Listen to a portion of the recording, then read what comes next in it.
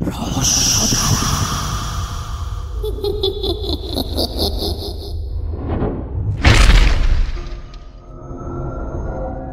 এখানে এমন অনেক মার্ডার মিস্ট্রি আছে যেগুলো এখনো পর্যন্ত সলভ হয়নি। কিন্তু আপনি কি কখনো শুনেছেন যে একজন মহিলার আত্মা মৃত্যুর পর আবার এই জগতে ফিরে আসে এবং তারপর সে তার আসল অপরাধীকে আইডেন্টিফাই করে আইনের হাতে তুলে দেয় এবং তারপর বাধ্য হয়ে আইনও সেই অপরাধীকে শাস্তি দেয়? হ্যাঁ বন্ধুরা, 70-এর দশকে ঠিক এমনটাই ঘটেছিল আমেরিকার শিকাগো শহরে। কি ছিল সেই রহস্যময় ঘটনাটা, সেটা জানার জন্য শুনতে থাকুন রহস্যধারার আজকের এপিসোডটা।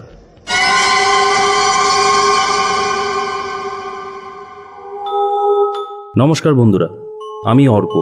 আপনাদের সবাইকে রহস্যধারা চ্যানেলে জানাই অনেক অনেক স্বাগতম। প্রতি রবিবার রাত 8টায় এখানে আমি আপনাদের জন্য নিয়ে আসি ভয়ঙ্কর সব সত্যি রহস্যময় ঘটনা। যদি আপনারা ভবিষ্যতেও এরকম আরও সত্যি ঘটনা শুনতে চান তাহলে তাড়াতাড়ি এই চ্যানেলটাকে সাবস্ক্রাইব করে আমার সঙ্গে জুড়ে থাকুন। চলুন এবার তাহলে শুরু করা যাক আজকের এই রহস্যময় এপিসোডটা।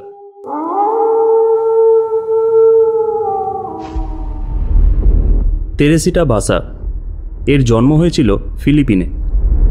সেখানে উনি নিজের পরিবারের সাথেই থাকতেন। তেরেসিটা ফিলিপিন থেকেই শিক্ষালাভ করেছিল, কিন্তু পরবর্তীকালে উচ্চ শিক্ষা লাভের জন্য তিনি আমেরিকায় যাবার সিদ্ধান্ত নেন। তার এই সিদ্ধান্তটা পুরো পরিবার মেনে নেয় এবং তারপর তেরেসিটা ফিলিপিন থেকে আমেরিকার শিকাগো শহরে চলে আসেন। শিকাগোতে এসে তেরেসিটা মিউজিকের উপর মাস্টার ডিগ্রি করেন, কিন্তু এরপর ওনার মনে হয় যে শুধুমাত্র মিউজিক নিয়ে পড়ে থাকলেই হবে না, জীবনে চলার জন্য তাকে অন্য কিছুও করতে হবে। তাই পরবর্তী সময় সে রেসপিরেটরি থেরাপি নিয়ে পড়াশোনা করেন এবং এজ ওয়াটার হসপিটালে একজন রেসপিরেটরি থেরাপিস্ট হিসেবে কাজ শুরু করেন। তেরেসিটা অবিবাহিত ছিলেন, তাই তিনি তার অ্যাপার্টমেন্ট, যেটা ছিল 2740 নর্থ পাইন গ্রোভ অ্যাভিনিউতে, সেখানে তিনি একাই থাকতেন। ঘটনাটা ঘটে 1977 সালের 21শে ফেব্রুয়ারির রাতে। সেই সময় তেরেসিটার বয়স 47 বছরের কাছাকাছি।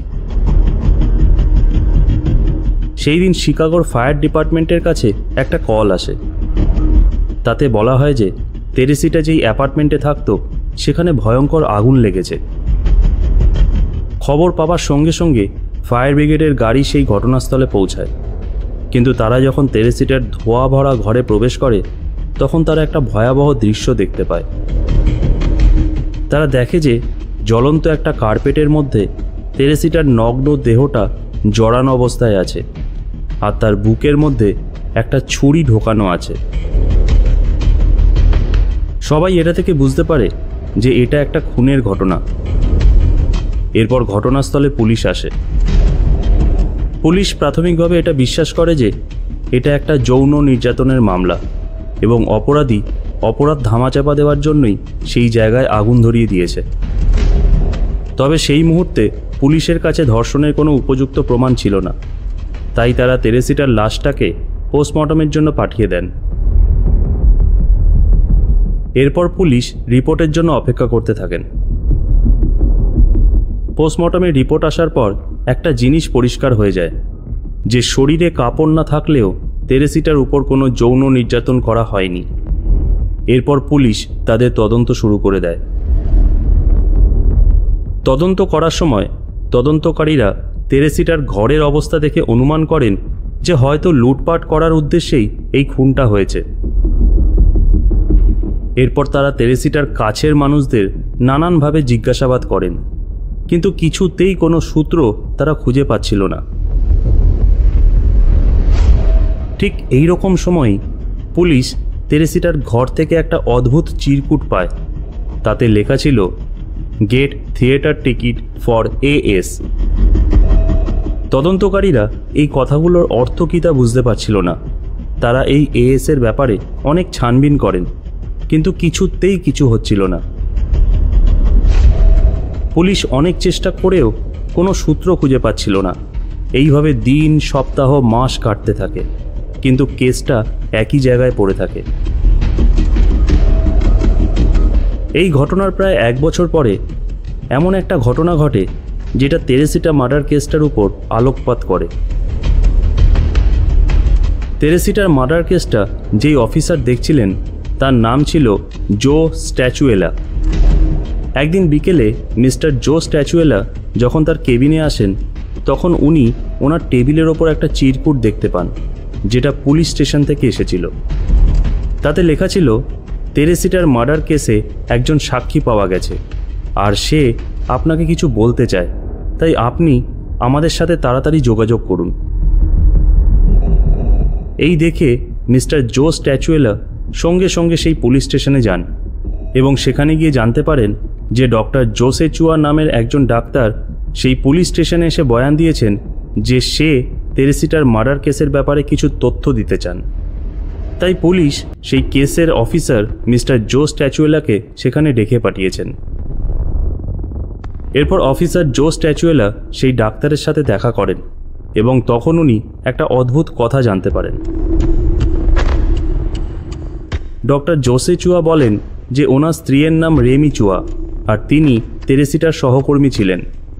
তেরেসিটার মৃত্যুর কিছুদিন পর থেকেই রেমি ঘুমের মধ্যে বিড়বিড় করে কিছু উল্টোপাল্টা বকতে থাকে। প্রথম দিকে ডক্টর জোসে চুয়া এগুলোকে পাত্তা দিতেন না, কিন্তু একদিন হঠাৎ করেই ঘুমের মধ্যে চিৎকার করে রেমি তার স্বামীর নাম ধরে ডেকে ওঠেন এবং তারপর সে বলে যে তাকে খুন করা হয়েছে আর যে তাকে খুন করেছে তার নাম অ্যালেন শাওরি। কথাগুলো বলার সময় রেমির কণ্ঠস্বর একদম বদলে গিয়েছিল, যেন মনে হচ্ছিল যে রেমির শরীরের মধ্যে থেকে তেরেসিটার আত্মা কথা বলছে। এইভাবে কিছুদিন চলার পর একদিন ঘুমের মধ্যে রেমি গর্জন করে ওঠে এবং ডক্টর জোসে চুয়াকে সে বলে যে সে যদি পুলিশকে এই কথাগুলো না জানায় তাহলে সে তার স্ত্রীকে মেরে ফেলবে। তাই আর কোনো উপায় না দেখে ডক্টর জোসে চুয়া পুলিশের কাছে আসেন এবং সব কথা তাদের জানান। ঘুমের মধ্যে রেমি আরও বলে যে সেই দিন অ্যালেন শাওরি তার ঘরে টিভি ঠিক করতে এসেছিল, তারপর সুযোগ বুঝে সে তেরেসিটাকে খুন করে তার সমস্ত গয়না নিয়ে গিয়ে নিজের স্ত্রীকে দিয়ে দিয়েছে। তাই পুলিশ যদি সেই গয়নাগুলো তদন্ত করে তাহলে আসল সত্যিটা জানতে পারবে। প্রথমে ডাক্তারের এই কথাগুলো শুনে কেউ বিশ্বাস করছিল না, কিন্তু তারপর পুলিশ আবার এই কেসটা নিয়ে তদন্ত শুরু করে। তদন্তের সময় পুলিশ কিছু সূত্র পায়, যেমন চিরকুটে লেখা সেই AS এর মানে অ্যালেন শাওরিও হতে পারে। তারপর পুলিশ জানতে পারেন যে তেরেসিটার টিভি সত্যি খারাপ ছিল। এই দুটো সূত্রের ওপর ভিত্তি করে পুলিশ অ্যালেন শাওরির খোঁজ শুরু করে দেয় এবং অ্যালেন শাওরি ধরাও পড়ে যায়, কারণ অ্যালেন শাওরিও তেরেসিটার সাথে একই হসপিটালে কাজ করত। এরপর অ্যালেন শাওরির থেকে ঠিকানা নিয়ে পুলিশ তার স্ত্রীর কাছে যান এবং সেখানে গিয়ে তারা জানতে পারেন যে বেশ কিছুদিন আগে তাকে তার স্বামী কিছু গয়না উপহার দিয়েছে। গয়নাগুলো নিয়ে তারা তেরেসিটার আত্মীয়দের দেখান এবং তারা এটা কনফার্ম করেন যে এই গয়নাগুলো সব তেরেসিটার। এরপর পুলিশ অ্যালেন শাওরিকে অ্যারেস্ট করে নেন, কিন্তু তারপর থেকেই শুরু হয় আসল সমস্যা। পুলিশের কাছে অ্যালেন শাওরির বিরুদ্ধে সেই রকম কোনো সলিড এভিডেন্স ছিল না, তাই তার উকিল বলেন যে অ্যালেন শাওরি তেরেসিটার বাড়ি থেকে গয়না চুরি করেছিল, কিন্তু তার খুন করেনি। আর যেহেতু তেরেসিটার খুনের কোনো আই উইটনেস ছিল না, তাই আদালত অ্যালেন শাওরিকে মুক্ত করে দেয়। কিন্তু এরপর ঘটে যায় এক আশ্চর্য ঘটনা। আদালত যখন অ্যালেন শাওরিকে তেরেসিটা খুনের মামলা থেকে মুক্ত করে দেয়, তখন জেল থেকে বেরোবার কিছু ঘন্টা আগে হঠাৎ করেই অ্যালেন শাওরি তার উকিলের উপস্থিতিতে পুলিশ ও অন্যান্য আইনি বিশেষজ্ঞদের সামনে নিজের সমস্ত দোষ স্বীকার করে নেন। তিনি জানান যে তেরেসিটা তাকে বিশ্বাস করতেন, তাই সেই দিন টিভি ঠিক করার জন্য তেরেসিটা তাকে ঘরে ঢুকতে দিয়েছিলেন। ঘরে ঢুকে তিনি তেরেসিটাকে আক্রমণ করেন, তাকে ছুরি দিয়ে আঘাত করেন এবং তার শরীরে আগুন লাগিয়ে অপরাধ ধামাচাপা দেওয়ার চেষ্টা করেন। তারপর সেখান থেকে তেরেসিটার সব গয়না নিয়ে তিনি পালিয়ে যান। এরপর অ্যালেন শাওরির বিরুদ্ধে খুন, অগ্নিসংযোগ এবং ডাকাতির অভিযোগ আনা হয়েছিল, যদিও তার প্রথম বিচারে একটা ভুল সিদ্ধান্ত নেওয়া হয়েছিল, কিন্তু 1979 সালে তার দ্বিতীয় বিচারে অ্যালেন শাওরিকে তেরেসিটা খুনের জন্য 14 বছর, ডাকাতির জন্য 4 বছর এবং অগ্নিসংযোগের জন্য 4 বছর কারাদণ্ড দেওয়া হয়। তেরেসিটা বাসার হত্যাকাণ্ড ইতিহাসের সবচেয়ে অদ্ভুত ঘটনাগুলোর মধ্যে একটা। পরে 1996 সালে এই ঘটনার ওপর ভিত্তি করে একটা মুভি বানানো হয়েছিল, যার নাম ছিল ভয়েস ফ্রম দ্য গ্রেভ। আপনারা অলৌকিক ঘটনায় বিশ্বাস করুন বা নাই করুন, কিন্তু এটা অনস্বীকার্য যে আত্মার সাক্ষ্য ছাড়া এই মামলাটার কখনোই সমাধান করা যেত না। তো বন্ধুরা, আজকের ঘটনাটা এখানেই শেষ হলো। কেমন লাগলো আপনাদের এই ঘটনাটা সেটা অবশ্যই আমাদের কমেন্ট করে জানাবেন। যদি আপনাদের কাছেও কোনো রোমহর্ষক সত্যি ঘটনা থাকে তাহলে সেগুলো আপনারা আমাকে ফেসবুক, হোয়াটসঅ্যাপ বা ইমেলের মাধ্যমে শেয়ার করতে পারেন। তাহলে আজকের মতো এখানেই শেষ করলাম।